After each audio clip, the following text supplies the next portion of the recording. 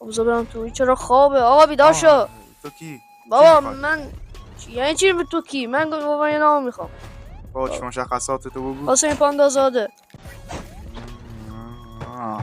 خب بیا دنبالم. اومدم.